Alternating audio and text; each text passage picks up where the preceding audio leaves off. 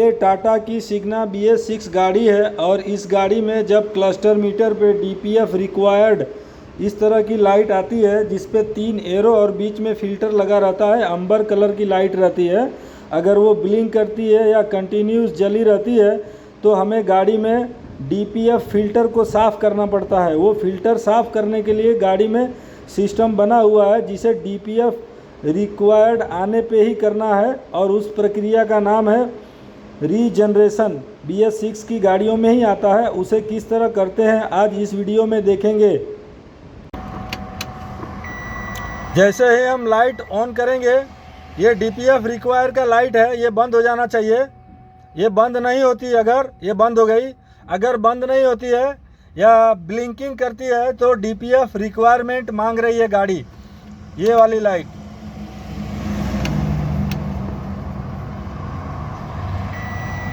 ये सबसे ऊपर वाली लाइट DPF रिक्वायरमेंट, 3 एरो और बीच में फिल्टर दिया हुआ है।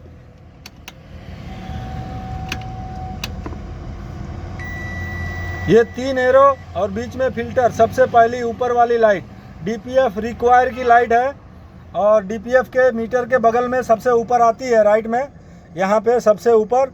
और वो अगर आ जाती है तो उसके बाद DPF रीजनरेशन, DPF की सफाई का प्रोसेस हमें करना पड़ता है।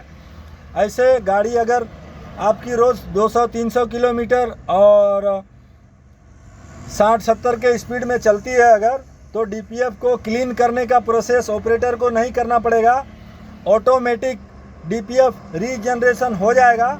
और अगर गाड़ी लोकल में चलती है 10 से 20 किलोमीटर और स्लो चलती है, मिट्टी के खदान में चलती है या पत्थर के खदान में चलती है, तो लगातार 1 घंटे तक 50-60 की स्पीड में नहीं चलती है, तो हमें मैनुअली उसको DPF की सफाई करनी पड़ेगी, जिसे रीजनरेशन प्रोसेस बोलते हैं। और वो करने के लिए आइए देखते हैं क्या करना पड़ता है।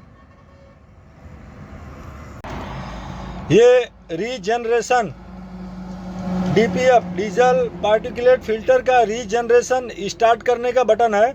और जब रीजनरेशन स्टार्ट करेंगे उस समय कभी कोई गाड़ी में इमरजेंसी आती है, तब उसको बंद करने के लिए, ये रीजनरेशन प्रोसेस को बंद करने के लिए भी बटन दिया हुआ है। और इमरजेंसी आने पे ही उसको बंद करना है, नहीं तो रीजनरेशन का प्रोसेस पूरा होने देना रहता है। इग्निशन ऑन करने के बाद DPF के बाजू में ये DPF रिक्वायर का अंबर कलर का लाइट है, ये चली जाएगी। अभी ये चली गई, इसे हम फिर से एक बार देखते हैं। DPF लिखा है, उसके जस्ट बाजू में 3 एरो और एक फिल्टर का निशान, ये वाली लाइट उंगली के बगल वाली जिसको मैंने ढक लिया, ये छोड़ दिया।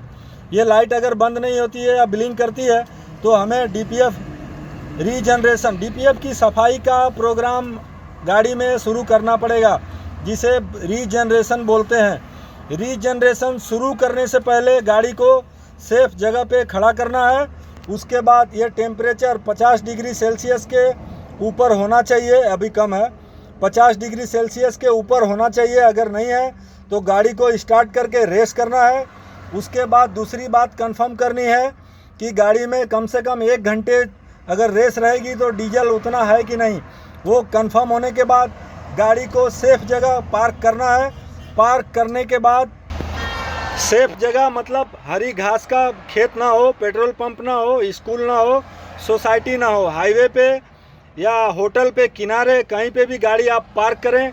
और उसके बाद गाड़ी का पार्किंग ब्रेक एंगेज करना है। एंगेज होने के बाद कंफर्म कर लें पार्किंग का लाइट जल गया है, मतलब गाड़ी में पार्किंग ब्रेक लग गया है।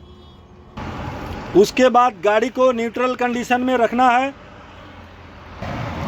उसके बाद रीजनरेशन प्रोसेस स्टार्ट करने के लिए ये ढक्कन उठाना है और 5 सेकंड तक इसको पुश करके रखना है। मैं बगल वाली को पुश कर रहा हूँ, ये एक्सेप्ट कर लेगा।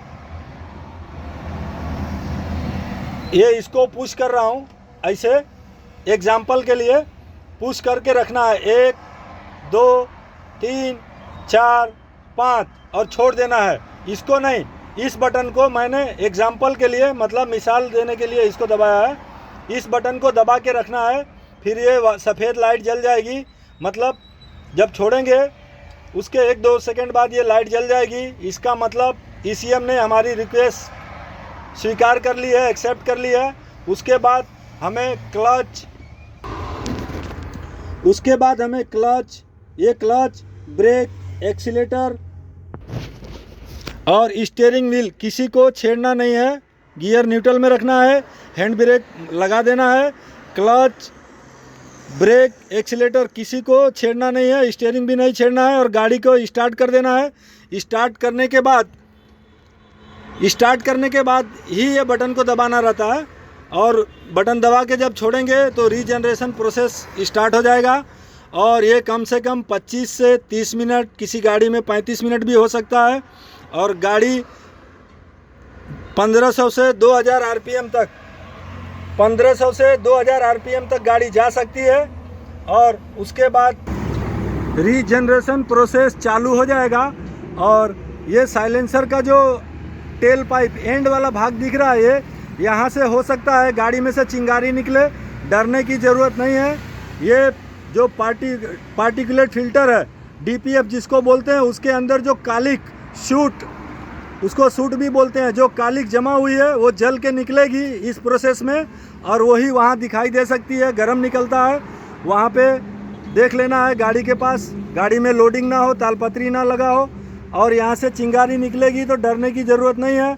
और ये प्रोसेस 30 से 35 मिनट तक चल सकता है। उसके बाद गाड़ी अपने आप रेस कम हो जाएगा, RPM डाउन हो जाएगा, गाड़ी आइडल पे हो जाएगी और उसके बाद गाड़ी जाने के लिए तैयार है। और वो DPF का रिक्वायरमेंट का लाइट भी चला जाएगा और उसके बाद आप गाड़ी चला सकते हैं।